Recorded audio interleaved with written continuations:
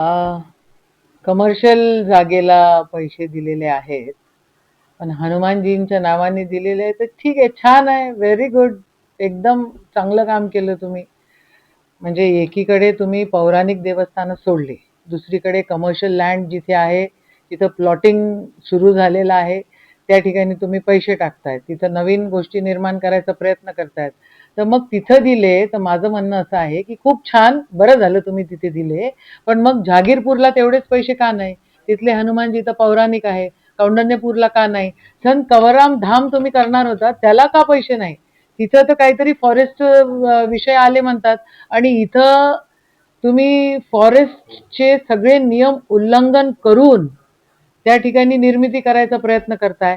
अष्टमासिद्धीला पैसे का नाही? गाडगेबाबांच्या जन्मभूमीला, गाडगेबाबांच्या निर्वाण भूमीला पैसे का नाही? राष्ट्रसंत तुकडोजी महाराजांचे विकास आराखडे त्या ठिकाणी इनकम्प्लीट आहे. तुम्हीच त्या ठिकाणी आहात मुख्यमंत्री. 2014 पासून तुम्हीच मुख्यमंत्री आहात आणि तुम्हीच पैसे देत नाही आहात. कौंडण्यपूरचं देवस्थान त्या ठिकाणी इनकम्प्लीट आहे, तुम्हीच तेव्हापासून मुख्यमंत्री आहात, त्याला पैसे का नाही? अष्टमासिद्धीला नाही हे मी म्हटलं, चिखलदऱ्याला पैसे का नाही?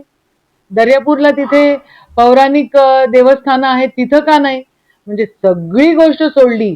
क वर्ग, ब वर्ग, अ वर्ग काय असेल ते सगळं एकीकडे सोडून दिलं, आणि कमर्शियल जागा ज्या ठिकाणी आहे तिथे पब्लिकचा पैसा, हा सरकारचा पैसा म्हणजे पब्लिकचा पैसा असतो, जो टॅक्स भरतो शेतकरी, त्या ठिकाणी जो देवाणघेवाण करतो त्याच्यामधनं तो पैसा येत असतो, जो सामान्य माणूस टॅक्स भरतो तो पैसा एखाद्या कमर्शियल जागेसाठी. मग माझा असा आरोप आहे, त्या ठिकाणी आदरणीय देवेंद्र फडणवीस साहेबांची त्या ठिकाणी पार्टनरशिप आहे का? आणि म्हणूनच ते ह्या सगळ्या गोष्टी करतायत का? म्हणजे आश्चर्य आहे. भाऊसाहेब पंजाबराव देशमुखांच्या पाळ्याला पैसे नाही, पण तुम्ही तिथे हनुमानगडीला पैसे आहे. वाह! म्हणजे मोदी है आणि फडणवीस है तो मुमकिन है. बहुत बढ़िया.